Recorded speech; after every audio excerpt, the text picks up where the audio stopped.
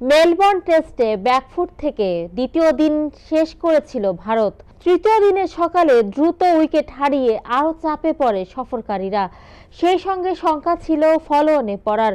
তবে নীতিশ কুমার রেড্ডির ক্যারিয়ারের প্রথম সেঞ্চুরিতে ফলো অনে এড়িয়ে লড়াইয়ে ফিরেছে রোহিত শর্মার দল। এই সেঞ্চুরিতেই রেকর্ড গড়েন নীতিশ। ভারতের তৃতীয় সর্বকনিষ্ঠ ক্রিকেটার হিসেবে টেস্টে প্রথম সেঞ্চুরি দেখা পান তিনি। 21 বছর 261 দিন বয়স এই 3 অঙ্কের ঘর স্পর্শ করেছেন এই ব্যাটার, যে সেঞ্চুরি কাঁদিয়েছে খেলা দেখতে আসা তার বাবাকে। ছেলে সেঞ্চুরির পর গ্যালারিতে কান্না করেন নীতিশ রেড্ডির বাবা। শনিবার 28 ডিসেম্বর 9 উইকেট হারিয়ে 358 রান সংগ্রহ করে তৃতীয় দিনের খেলা শেষ করেছে ভারত। প্রথম ইনিংসে অস্ট্রেলিয়ার চেয়ে এখনও 116 রানে পিছিয়ে আছে সফরকারীরা। তাদের হাতে আছে মাত্র 1 উইকেট।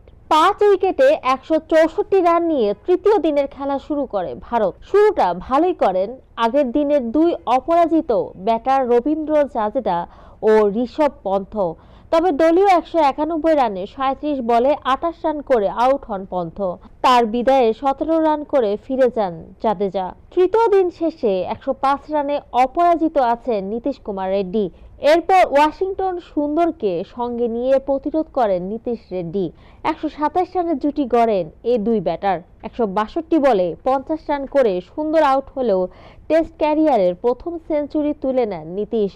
171 বলে 3 অঙ্কের ঘর স্পর্শ করেন এই ব্যাটার।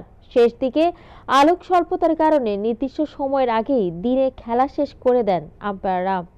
105 রানে অপরাজিত আছেন নীতিশ।